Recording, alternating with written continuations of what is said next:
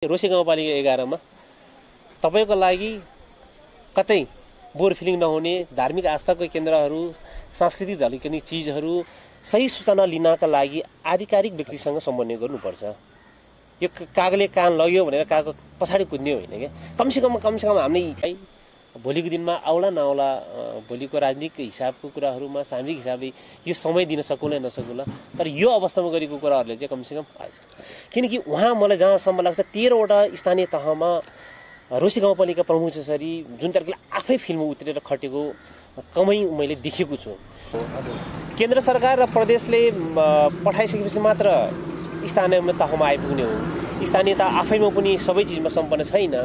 मेरो युवाको हिसाबले मेरो उमेर मात्र हो कि मैले गर्न खोजेको कि नयाँ कार्यक्रमहरू हो कि मैले गाउँपालिकामा कतिपय चिजहरूलाई रोक्नेदेखि लिएर कतिपय चिज सन्तानको खाँचो छ, हाम्रो सहानुभूतिको खाँचो छ, उहाँलाई हामीले छिसी र दूर गर्ने होइन। यो केही पछिल्लो पिरियडमा केही हामी आफैमा पनि ठुलो एउटा तेमाल र रोसी दुईटै हामी ठुलो तामाङ बहुल्यता भएको ठाउँ हो। यो ठाउँमा हाम्रो डम्फु जीवन्त सङ्ग्रहालय।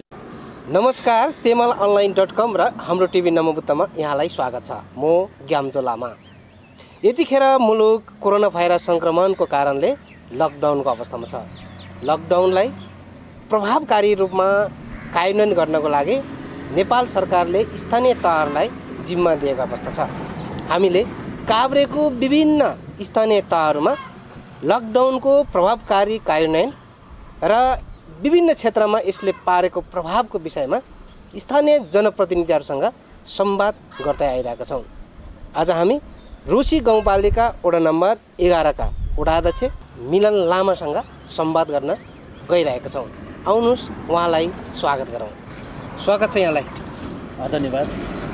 यो लकडाउनको बेलामा तपाईँ वडा अध्यक्षको हैसियतले दिनहरू चाहिँ कसरी बिताउँदै हुनुहुन्छ? लकडाउनले गर्दाखेरि हामी विशेष गरेर वडामै भएका योजनाहरूदेखि लिएर वडामा चाहिँ जुन तरिकाले मान्छेहरू कुन तरिकाले भेला हुन नदिनेदेखि लिएर कमसेकम सामाजिक दूरीहरू कसरी कायम गर्नुपर्छ भन्ने कुरामै हामी अलिकति त्यसलाई नै प्रचारमा जोड दिइरहेको छौँ। हजुर, अब यो लकडाउन भएको करिब 3 महिना भइसकेको छ। यो अवधिमा चाहिँ तपाईँको वडाभित्र कोरोना भाइरस सङ्क्रमण रोकथामको लागि गरेको क्रियाकलापहरू चाहिँ के छ? विशेष गरी आफ्नो वडामा भएका नागरिकहरू कुन ठाउँमा छन्, स्वदेश या विदेशमा कहाँ छन् र कुन ठाउँमा छन्, हामीले डाटा कलेक्सन गऱ्यौँ। त्यो कलेक्सनपछि हामीले खास गरी काठमाडौँबाट यता गाउँमा आउन चाहनेहरू लागि हामीले सरकारले अस्ति जुन दिन अलिकति खुलाइसकेपछि हामी त्यसपछि उहाँहरूले उद्धार गर्ने क्रममा हामीले उद्धार गर्नुपर्ने हाम्रो वडावासीहरूलाई उद्धारका लागि हामीले एउटा विशेष पहल गऱ्यौँ र हाम्रो आफ्नो गाउँसम्म ल्याउनको लागि व्यवस्था गरिदियौँ।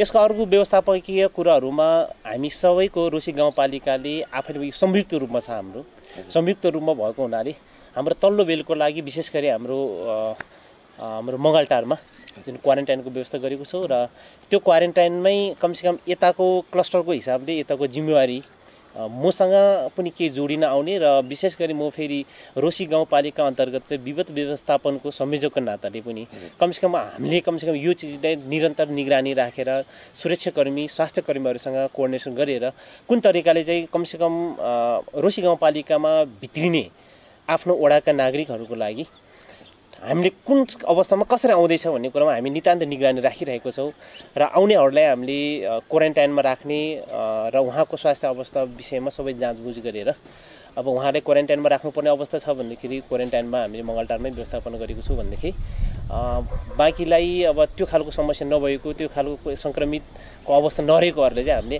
उहाँहरूकै घरमै पठाएर अझै पनि घरमा गए पनि केही दिनको लागि उहाँ कमसेकम 1 हप्तासम्म चाहिँ ननिस्किनु भनेर हामीले उहाँहरूलाई अलिकति यो खालको चाहिँ सन्देश चाहिँ प्रभाव गरिरहेको छ। हजुर, यो काभ्रेमा सबैभन्दा पहिला 5 जनालाई कोरोना भाइरस सङ्क्रमित भएको थियो। त्यसमध्येमा पनि 3 जना चाहिँ तपाईँको गाउँपालिकाका हुनुहुन्थ्यो होइन?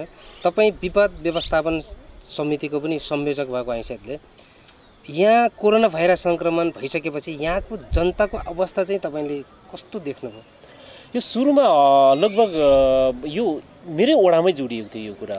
जब वडामा यहाँ सार्वजनिक क्षेत्रमा एउटा हाइवेमा एउटा गाडी रोकेर रहेको देखिसकेपछि हामीले तत्काल म बिहानै मर्निङ वक जाने क्रममा मैले ठ्याक्क गाडी देखेपछि मैले उहाँहरूलाई सोधिहालेँ तपाईँहरू कहाँ जान लाग्नु भएको भन्दाखेरि उहाँको प्रश्न के आयो भन्दाखेरि हामी क्वारेन्टाइनमा बस्नको लागि माथि उता इन्डियाको बोर्डर हुँदै हामी झापा हुँदै आएको हामी चाहिँ काठमाडौँ धुलिखेलमा चाहिँ हामी क्वारेन्टाइनमै बस्ने टिमलाई लिएर आउँदैछु यताको वडाको पनि हामी गाउँपालिकाको पनि हामी मान्छे झार्दै जान्छौँ भन्ने कुरा आइसकेपछि यहाँ चाहिँ तपाईँ किन रोक्नु भएको भन्दाखेरि उताबाट एकजना साथी आउँदैछ उहाँहरूको खर्च पुर्याउनलाई साथी आउँदैछ भन्ने कुरा रोसी गाउँपालिका 11कै साथी आउँदै हुनुहुँदैछ उहाँ आइसकेपछि हामीले तत्काल मैले यो कुरा सुनिसकेपछि उहाँ खोइ भनेर जाने गरेको त उहाँ त 2 जना मान्छे लिएर उहाँ त मास्तिर गाउँतिर लाग्नुभयो भन्ने कुरा आउने बित्तिकै मैले तत्काल फोन गरेर वडाभित्र यस्ता खालका साथीहरूले क्वारेन्टाइनमा बस्नुपर्ने मान्छे इन्डियाबाट बोर्डरबाट आउँदै गरेको साथीहरू चाहिँ यसरी कतै पनि सम्बन्ध नगरेर आउँदै हुनुहुन्छ त्यसलाई तत्काल रोक्नु पर्यो भनेर माथि फोन गरिसकेपछि माथि के साथीहरू हाम्रो साथीहरूले रोक्नुभयो रोकिसकेपछि उहाँहरूलाई यता आइसकेपछि उहाँहरूलाई सबै कुराहरू क्रियाकलाप बुझ्दै गर्दाखेरि उहाँहरू चाहिँ इन्डिया सिलगढीबाट झापा हुँदै यता आएको र यता चाहिँ क्वारेन्टाइनमा बस्नको लागि एउटा लिस्टै तयार पारेको रहेछ त्यो तयार पारेको लिस्टमा पछि जुन सङ्क्रमितको लागि 3 जना उहाँहरू जानुभएको 3 जनामा विशेष गरी 10 नम्बर वडाकै एकजना जुन भाइ छ हुनुहुन्छ उहाँ चाहिँ खास गरी साथीले पैसा पुर्याउन आएको यहाँ अलिकति के नदेखिएपछि उहाँहरू चाहिँ कोही छैन रहेछ यता चाहिँ घरतिरै चाहिँ लागो भनेर उहाँ लागेको देखियो त्यसपछि उहाँहरू आएकोहरूलाई हामीले तत्काल समुदायमा फैलिन नदिउन सचेत गरिएर उहाँले गाडीमा ल्याएर सुरक्षाकर्मीको रोरमा हामीले मङ्गलटार क्वारेन्टाइनमा लगेर राखियो त्यो राखिसकेपछि उहाँहरूलाई त्यहाँभन्दा अगाडि 2 जना पनि हामी अगाडि नै ल्याइसकेको थियो एकजना तेमल गाउँपालिका पनि थियो बाँकी वार्ड नम्बर 10 हाम्रै रोसीकै हुनुहुन्थ्यो उहाँहरू 4 जनालाई त्यो तरिकाले व्यवस्थित गरेर राख्दै ठ्याक्क पछि जुन उहाँहरूको परीक्षण गर्दाखेरि 3 जनामा अकस्मात हामीले पोजिटिभ भएको भन्ने कुरा आइसकेपछि स्वाभाविक रूपमै सबै मान्छे एकचोटि रोसी गाउँपालिका अन्तर्गत फेरि यो मङ्गलटार बजार यो ठुलो बस्ती भएको ठाउँमा त्यो हुँदाखेरि समुदायमा एउटा छुट्टै खालको त्रास सिर्जना भयो त्यसपछि हामीले तत्काल माथि समन्वय गरेर उहाँहरूलाई थप उपचारको लागि उहाँहरूलाई माथि हामी रिफर गरिदियौँ काठमाडौँ भक्तपुर दुवाकोटमा त्यो गरिसकेपछि अहिले उहाँहरूलाई माथि दुवाकोटमै उहाँहरू हुनुहुन्छ अहिले यहाँ फेरि पछि थप गरेर अहिले यहाँ चाहिँ 3 जना हुनुहुन्छ अलिक बीचमा अलिकति मङ्गलटार वडावासीको केही गुनासो आएको थियो उहाँहरूको पनि गुनासो कमसेकम त्यसमा चाहिँ कसरी चाहिँ यो समुदायमा नफैलोस् यसमा चाहिँ कमसेकम सामाजिक दूरीको कुराहरू त्यहाँ भेटघाट जति पनि स्वास्थ्यकर्मीहरू आवत जावत हुन्छ भन्ने कुराहरूले उहाँले लिइसकेपछि यसमा चाहिँ केही हामीसँग पनि केही गाउँपालिका र यहाँ बजारमा कि हाम्रो क्वारेन्टाइन राख्ने क्षेत्रमा के समस्या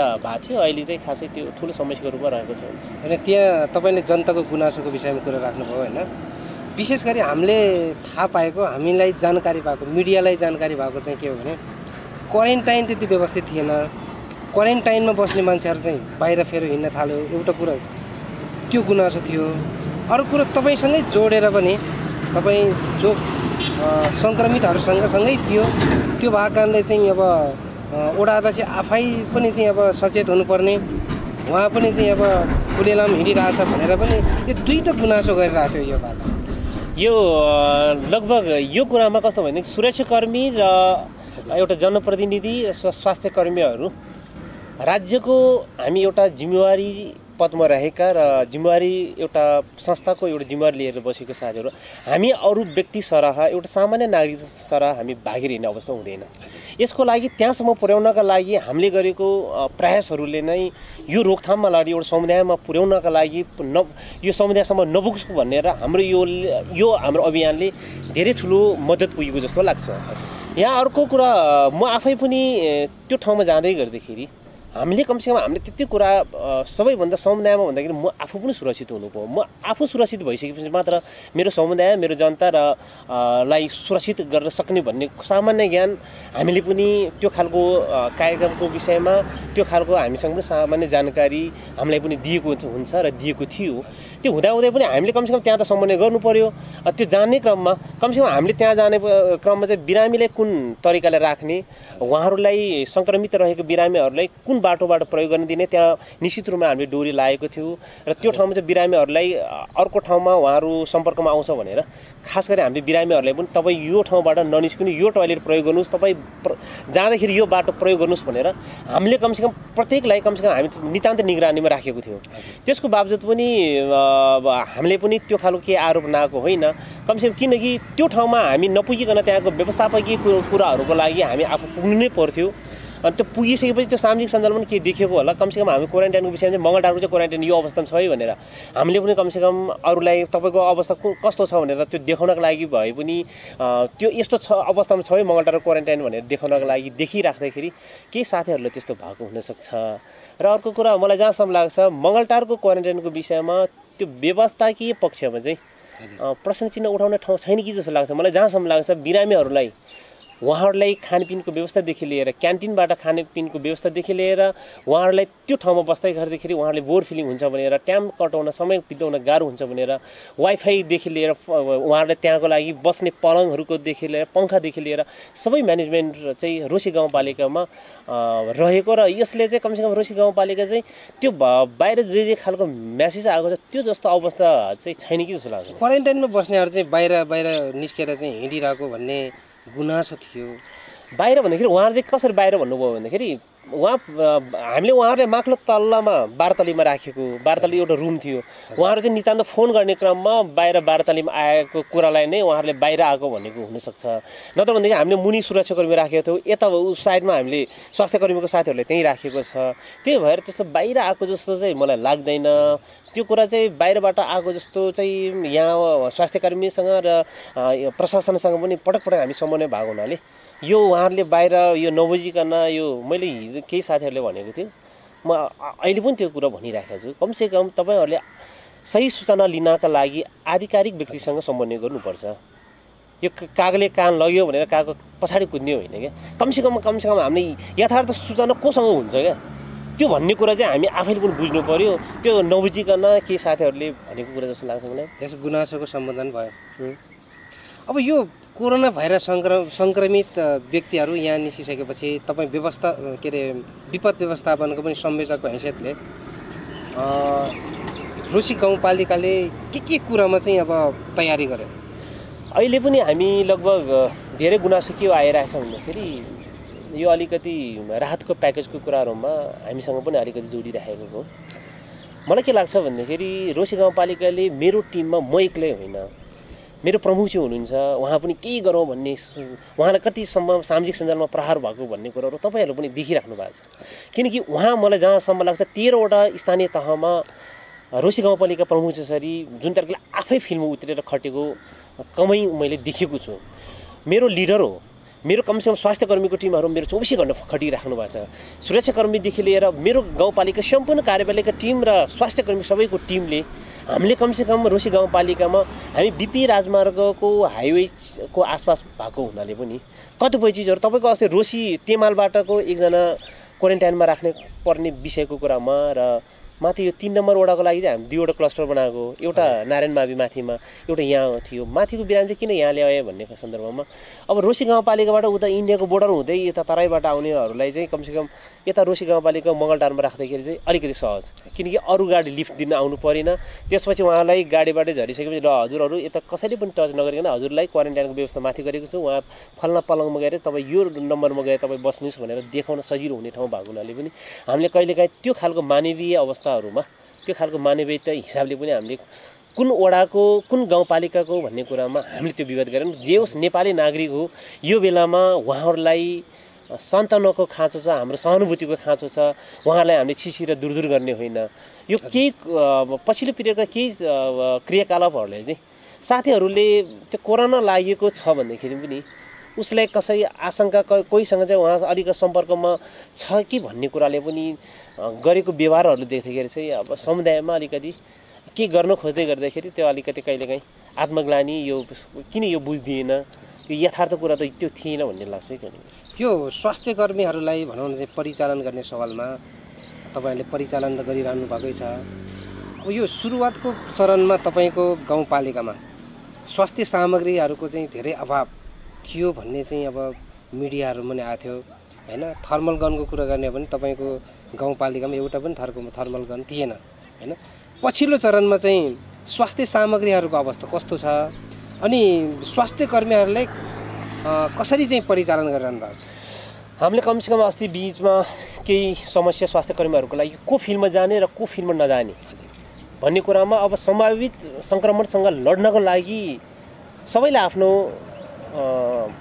परिवारको आफ्नो सुरक्षाको ग्यारेन्टी खोज्छ नै। त्यो खोज्दै गर्दाखेरि कसले पठाउने कसले नपठाउने भन्ने विवाद भइसकेपछि रोसी गाउँपालिकाको कार्यपालिकाले नै हामीले अलराउन्डरको रूपमा प्रत्येकलाई रेगुलर हामीले चाहिँ कमसेकम नियमित रूपमा खटाउने भन्ने खालको कुरा गरिसकेपछि यो विवाद हामीसँग भएन, किनकि रोटेसनले सबै पालो पालो गरी खट्नुपर्ने एउटा कार्यपालिकाले एउटा नीति बनायो।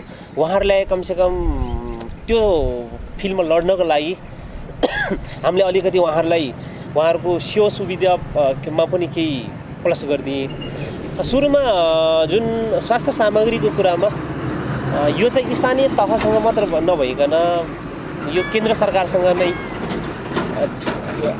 र केन्द्र सरकारले पनि उपलब्ध गर्न नसक्ने अवस्था हो। केन्द्र सरकार र प्रदेशले पठाइसकेपछि मात्र स्थानीय तहमा आइपुग्ने हो। स्थानीय तह आफैमा पनि सबै चिजमा सम्पन्न छैन। त्यही भएको हुनाले सुरुमा त्यो तपाईँले भनेको खालको समस्या थियो। मलाई जहाँसम्म लाग्छ अहिले चाहिँ रोसी गाउँपालिकामा प्रत्येक वडाभित्रका स्वास्थ्य शाखादेखि लिएर क्वारेन्टाइनमा राख्ने 2वटा हाम्रो जुन रोसी गाउँपालिकाले तोकेको ठाउँहरूमा मलाई जहाँसम्म लाग्छ अहिले हाम्रो धेरै अवस्थाहरू सहज भइसकेको छ।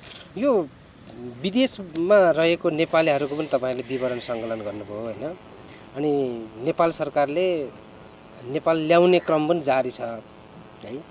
यो भनौँ न चाहिँ रोसी गाउँपालिकाबाट विदेशमा रहेका नेपालीहरूको सङ्ख्या कस्तो पाउनुभयो तपाईँले, अनि त्यो सबै नेपालीहरू एकैचोटि चाहिँ तपाईँको चाहिँ गाउँपालिकामा आउनुभयो भने व्यवस्थापन गर्ने भनौँ चाहिँ विधि पनि बनाउनु भएको होला, अलिकति प्रश्न पार्नु। यसमा चाहिँ यस्तो छ, अब खास गरी जुन विदेशमा रहेकाको तथ्याङ्क मात्र हामीले निकाल्दाखेरि लगभग एउटै वडामा यता रोसी गाउँपालिका 11मै मेरै वडामै हेर्दाखेरि लगभग 187-88 जना चाहिँ विभिन्न युरोपदेखि लिएर खाडी मुलुकदेखि लिएर इन्डियासम्म भएको मान्छेहरूले सबैको हेर्दाखेरि त्यो देखियो। त्यो देख्दै गर्दाखेरि फेरि यही अवस्था हो भने आजको दिनसम्म त जसोतसो हाम्रो शक्ति क्षमताले भ्याएसम्म हामी काम गरेकै छौँ। मलाई जहाँसम्म लाग्छ विश्वभरको यो समस्याले गर्दाखेरि हामी मात्र होइन, यो समस्याले छिमेकी गाउँपालिका एउटा राष्ट्रदेखि लिएर विश्व नै यो अवस्थामा लडिराख्नुपर्ने अवस्था हुनाले यसको लागि चाहिँ कमसेकम अब आउने क्रमका लागि के गर्ने भन्ने कुरामा चाहिँ अब हामीसँग अब नयाँ आर्थिक वर्षमा अब बजेटको कार्यक्रम छ। बजेट बनाउँदै क्रममा चाहिँ कमसेकम हामीले उहाँहरू यता स्वदेश आउँदै गर्दाखेरि कमसेकम स्वास्थ्यदेखि लिएर यसपालिको विशेष गरी स्वास्थ्यदेखि लिएर यता आउँदै गर्दाखेरि नेपालमा आउँदै गर्दाखेरि उहाँहरूलाई हुने खालको त्यो खालको कृषिमा आधारित त्यो रोजगारमा आधारित हुन सक्ने त्यो सामान्य स्थानीय तहमा त्यो पनि ठुलो एप्रिसिएसन नगरौँ, त्यो सानो खालको कुनै पनि कार्यक्रमले सम्बोधन गर्न सक्ने चाहिँ गरौँ कि भन्ने खालको योजना भर्खर हामी कलेक्सन भएको हुनाले यसपालिको योजनामा उहाँहरूलाई समेट्ने गरी बनाउनुपर्छ भन्नेकोमा चाहिँ रोसी गाउँपालिका मेरो वडा हामी सबै युवा अभियानमा छौँ। हजुर, उहाँहरूलाई क्वारेन्टाइनमा राख्नु पर्यो भने चाहिँ क्वारेन्टाइनमा तपाईँहरूको तयारी कस्तो छ? क्वारेन्टाइनमा लाग्दा अहिले तत्कालको लागि रोसी गाउँपालिका मङ्गलटारमा तपाईँको 50 बेडको हामीले तयारी गरेका छौँ, जम्मा 4 वडा छ। माथि हाम्रो नारायण टारमा चाहिँ हाम्रो त्यहाँ 35 बेडको छ। अहिले कमसेकम त्यो अवस्थाकै आयो भने हामीले मङ्गलटारलाई मात्र होइन, मेरो नजिकै यहाँ शान्तिबुद्ध प्रावि छ मेरै वडामा पनि, अब यहाँ पनि हामीले केही बिरामीहरू ल्याउन सक्ने अवस्थाहरू छ। अब त्यो खालको जटिलै अवस्था आयो भने यसमा त अब केन्द्र सरकारले त्यो खालको केही नीति बनाउला, स्थानीय तहले पनि हामीले पनि कमसेकम हाम्रो तयारी त गर्नु नै पर्छ। त्यसको लागि हामीले चाहिँ कमसेकम त्यसलाई अहिले अलिकति बढाउने कि भन्ने खालको कुरो पनि भइरहेछ। अहिलेसम्मलाई चाहिँ यो 50 वटाले नै अहिलेसम्मलाई अब हामीसँग बेसीको अहिले 4 जना बाहेक हामीसँग भएको छैन। अस्तिको 4 जना गइसकेपछि हिजो 1 जनालाई डिस्चार्ज भइसकेपछि हामीसँग 3 जना मात्र त छन्।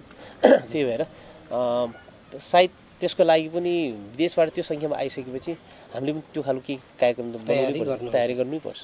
अब हामी विकास निर्माणतर्फ छौँ है। विकास निर्माणमा लकडाउनले हैन निकै नकारात्मक भनौँ चाहिँ असर त गरिरहेकै छ है। अब तपाईँको कार्यकाल अब लगभग आर्थिक वर्षको हिसाबले यो अन्तिम आर्थिक वर्षको सुरुवातमै हुनुहुन्छ तपाईहरू नीति तथा कार्यक्रम र बजेट निर्माण गर्ने अभियानमा पनि हुनुहुन्छ होला। तपाईको कार्यपालिकामा छलफल भइरहेको होला। अब तपाईँ भनौँ न चाहिँ अब कार्यपालिकाको सदस्य पनि हुनुहुन्छ। यो वडागत हिसाबले र गाउँपालिका स्तरको हिसाबले तपाईले कुन क्षेत्रलाई प्राथमिकतामा राखेर नीति तथा कार्यक्रम र बजेट ल्याउँदै हुनुहुन्छ यसपालिको? हजुर, यसपालि त लगभग केन्द्र सरकारको र स्थानीय तहलाई पनि त्यो खालको एउटा कमसेकम यसपालिको बजेटले कृषिलाई स्वास्थ्यलाई पहिलो प्राथमिकता छोस्। हजुर, पहिलो कुरा भनेको स्वास्थ्यसँगै जोडिने कुराहरू आयो। स्वास्थ्यको लागि हामीले ठुलो भोल्युम चाहिँ अब स्वास्थ्यमै लगानी गर्छु भन्ने कुरामा कार्यपालिका सबै एकमतै छ। अर्को कुरा हामी कृषिमा पनि विशेष गरी यसपालि यो खालको भोकमरीदेखि त्यो खालको अलिकति जटिलता देखिन्छ। अहिले पनि तपाईँको यसो सरसर्ती हेर्दाखेरि गाउँतिर फेरि यही टाइमिङमा विभिन्न नयाँ प्रजातिका रोगहरूले गर्दाखेरि त्यो भार पनि हामी स्थानीय तहलाई नै परेको छ। हजुर, अहिले सबैभन्दा कोरोनासँग लड्ने क्रममा किसानहरूसँगको फेरि अर्को कुरामा यो अहिले अमेरिकन फौजी किराको कुरामा आइसकेपछि रुसी गाउँपालिकाले तत्काल त्यसलाई पनि सम्बोधन गर्नुपर्छ। कमसेकम हामी स्थानीय सरकार चाहिँ जनतासँगै छ है भन्नेका लागि पनि कमसेकम तत्काल कसरी गर्न सकिन्छ भन्ने कुरामा हामीले प्रत्येक वडाबाट कीटनाशक विषाद्य पनि प्रयोग गरिराखेको छौँ, दिइराखेको छ हामीले उहाँहरूलाई।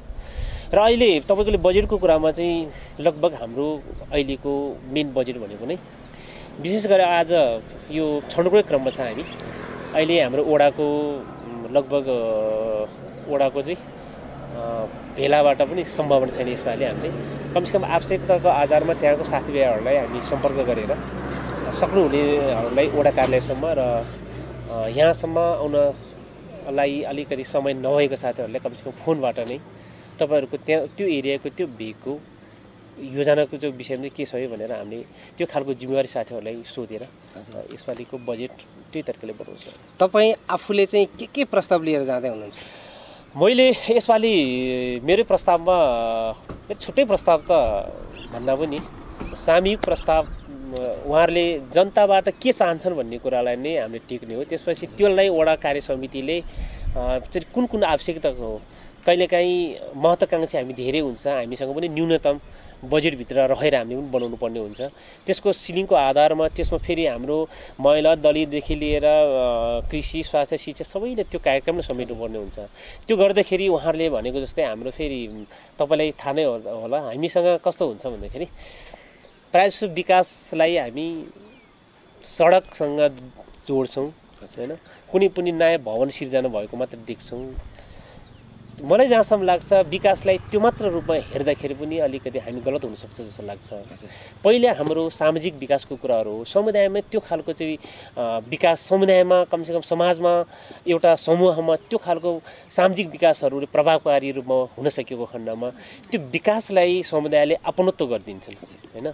तर कसैले मेरो मात्र भिजन भएर मैले तपाईँहरूलाई योजना आएको छ यो योजना तपाईँहरूले गर्नुहोस् भन्दाखेरि समुदायले त्यसलाई एक्सेप्ट नगर्ने, त्यसलाई स्वीकार नगर्ने अवस्था हुन्छ। त्यसैले उहाँहरूले ल्याएको योजनालाई नै हामीले कमसेकम त्यो योजनाभित्रै रहेर यो तरिकाले लानुपर्छ भनेर चाहिँ कमसेकम हामीले ल्याएको उहाँहरूले वडाले समुदायबाट ल्याएको योजनालाई वडा कार्य समिति हुन्छ, वडा कार्य समितिपछि फेरि हामी कार्यपालिका लान्छौँ। कार्यपालिकामा एज होलको अब त्यसमा पनि हाम्रो विषयगत समूहमा रहेर त्यसलाई पनि विषयगत समूहभित्र पनि छलफल गरेर लाने क्रममा मेरो चाहिँ कमसेकम मेरै छुट्टै भन्दा पनि उहाँहरूले आएको योजनालाई नै त्यसलाई नै प्राथमिकतामा राखेर लाने।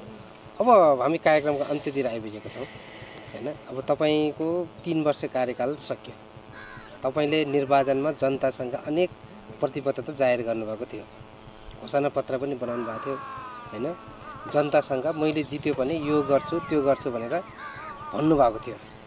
अहिले चर्चा पनि के छ भने नेताले आश्वासन मात्रै बाँड्छ, आश्वासन बाँड्न जानेन भने नेतै हुँदैन भन्ने पनि चाहिँ अब जनताको भनौँ न चाहिँ अब गुनासोहरू जताततै सुनिन्छ होइन।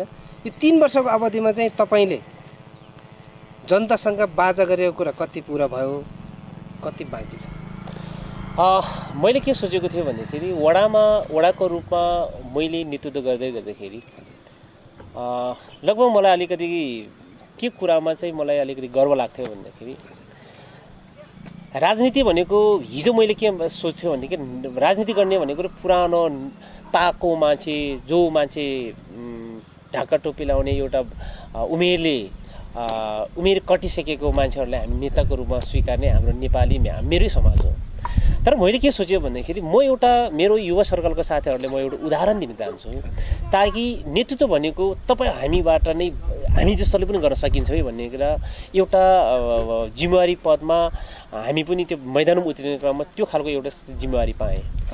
त्यो पाउँदै गर्दाखेरि आज मेरो युवाको हिसाबले मेरो उमेर मात्र हो कि मैले गर्न खोजेको कि नयाँ कार्यक्रमहरू हो कि मैले गाउँपालिकामा कतिपय चिजहरूलाई रोक्नेदेखि लिएर कतिपय चिजले अगाडि बढाउने कुराहरूमा त्यहाँ कोसँग पक्ष कोसँग विपक्ष हुन्छ भन्ने कुराहरूमादेखि लिएर त्यसले धेरै अन्तर राख्छ। किनकि त्यो भोइस त्यहाँसम्म लाने नै हो। एउटा व्यक्तिले एउटा कार्यपालिकाको एउटा जिम्मेवारी सदस्यको नाताले त्यहाँ एउटा बोल्नु त्यो ठाउँमा एउटा प्रस्ताव मात्र लानु पनि ठुलो कुरा हुन्छ हैन। त्यसले समुदायमा धेरै ठुलो प्रभाव पारेको हुन्छ। र मैले कमसेकम वडामा जुन परिकल्पना गरेको थियो त्यो मैले सब प्रेसर गर्न सकिनँ होला। र मैले गर्ने क्रममा जे जति भएका छन् त्यो मैले जहाँसम्म लाग्छ एउटा गर्व गर्न लायकका केही योजनाहरू नभएको होइन।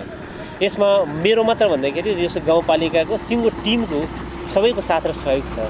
तपाईँ हामी यहाँ बोल्दै गर्दाखेरि हामी जुन पछाडि ब्याकग्राउन्डमा हामी देखिरहेको छौँ यो ठाउँमा हाम्रो रोसी गाउँपालिका स्तरको ठुलो खालको औद्योगिक ग्राम बन्दैछ। जुन औद्योगिक ग्रामको कारणले हामीले यो क्षेत्रमा रोजगारको सम्भावनाहरूदेखि लिएर कृषिमा आधारित भएका चिजहरूलाई हाम्रो कृषिमा उत्पादन हामी कृषि क्षेत्रमा निर्भर भएको हुनाले जति पनि कृषिजन्य पदार्थहरूलाई हामीले यही व्यवस्थापन यही प्रशोधनदेखि यही ठाउँबाट हामी बजार यहीँ पाउँछौँ। त्यो साथसाथै अलिकति उता फेरि तपाईँको रोसी गाउँपालिकाको गौरवमय आयोजना डम्फु जीवन्त सङ्ग्रहालयको लागि पनि हाम्रो दुईटै बजेटको फेरि यसपालि यही आर्थिक वर्षमा बजेट आइसकेको कुरा। बजेट भन्दाखेरि पहिलो किस्ताको स्वरूप चाहिँ उहाँहरूले डिपिआर सम्पूर्ण तयारी भइसकेपछि आइसकेको कुरा हो। डम्फु पार्कमा नितान्त गर्व गर्नुपर्छ। हामी आफैमा पनि ठुलो एउटा तेमाल र रोसी दुईटै हामी ठुलो तामाङ बहुल्यता भएको ठाउँ हो। यो ठाउँमा हाम्रो डम्फु जीवन्त सङ्ग्रहालयले जुन परिकल्पना गरेको छ त्यसले कमसेकम लाग्छ यहाँको एउटा कल्चर यहाँको तामाङ संस्कृति तामाङ इतिहासको केही कुराहरू त्यो सङ्ग्रहालयमा रहोस् राख्ने हाम्रो एउटा जमर्को छ। त्यसको लागि पनि हाम्रो यसपालिको पहिलो यो सम्झौता काम पनि भइरहेको छ। र अहिले लगभग मेरो चाहिँ अन्तिममा यो अहिले यो असार मसान्त पनि भएको हुनाले यो फेरि यो तपाईँले जुन ब्याकग्राउन्डमा देखिरहेको ठाउँ एकदम महत्त्वपूर्ण ठाउँहरू हो। यो तेमाल र यो रोसी भ्याकुरी खोला रोसी र यता भोरज्याङ र कालदर बिचको जुन खोला छ त्यो खोलामा पनि हामीले यसपालि त्यो त्रिवेणी घाट पर्छ।